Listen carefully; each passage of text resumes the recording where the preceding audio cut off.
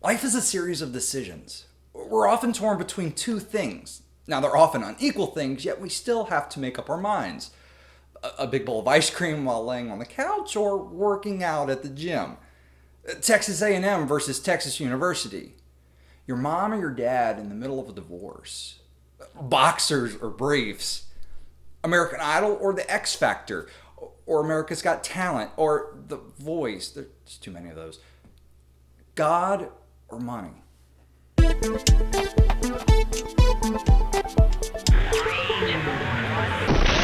Hello world, my name is David Dorn and this is Preposterous, which is not your typical Bible study. And this week we're continuing on in Matthew chapter 6. Jesus has just talked about the economy of this world versus the economy of the kingdom of heaven. And he talked about how you can lose everything you invest in the former, yet gain everything you invest in the latter. Now Jesus is talking very bluntly, in case the contrasting economies analogy doesn't work for you. You cannot serve God and wealth, Jesus says. It's either one or the other. You have to choose. But let's look at this whole section, Matthew chapter 6, verses 22 through 24. The eye is the lamp of the body. Therefore, if your eye is healthy, your whole body will be full of light. But if your eye is bad, your whole body will be full of darkness. If then the light in you is darkness, how terrible that darkness will be. No one can serve two masters. Either you will hate the one and love the other, or you will be loyal to the one and have contempt for the other. You cannot serve God and wealth. These verses tell us one very simple thing about the nature of God. He wants you. He doesn't want to share you, and he's not into only having your attention some of the time. God cares about you and doesn't want to see you get distracted away by money or anything else. Now, money, like most things, is neither inherently good or bad.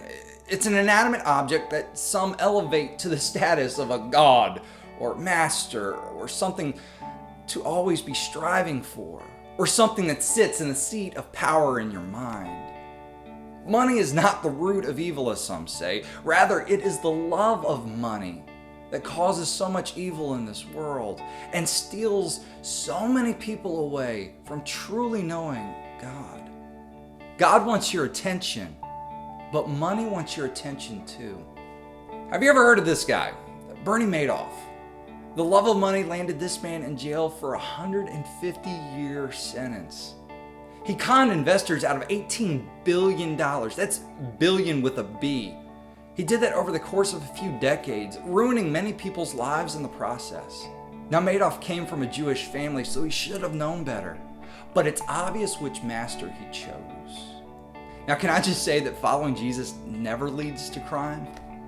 I just pray Mr. Madoff finds Jesus while he's in jail. Goodness knows he has plenty of time to think about things. Now, having money isn't wrong. In fact, you could be dirt poor, and this verse applies to you.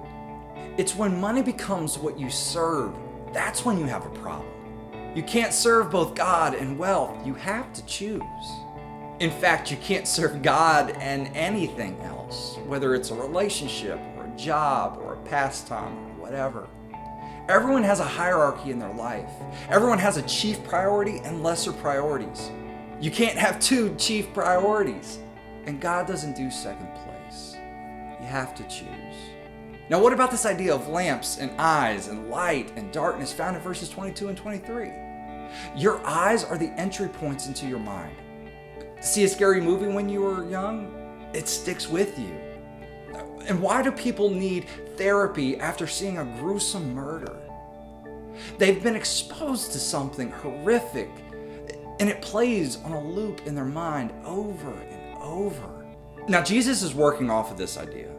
What you place your focus on affects whether your mind is full of light or darkness, good or evil, holiness or corruption, on the things of God or on selfishness. If money or anything else is your priority over God or the focus of your life, you ought to reconsider your priorities and you need to re-examine your focus. What Jesus says is preposterous. It's very challenging, and it is the complete opposite of what the world tells us to do. The world tells us to strive for money, and Jesus is saying, you have to choose. Now in the Old Testament, the people of God, they struggled with turning to idols. They thought the gods of their neighboring countries could help them when they felt God wasn't helping them. In today's world, the people of God, we struggle with turning to money in efforts to fix all of our problems. But in reference to turning to idols, Joshua challenged the people of Israel right before he died, and he said this, "Then choose for yourselves this day whom you will serve. But as for me and my household, we will serve the Lord." I love this. You see, God gives us a choice. In fact, God always gives us a choice, whether it's to be with Him or not. We choose whether to stay or go.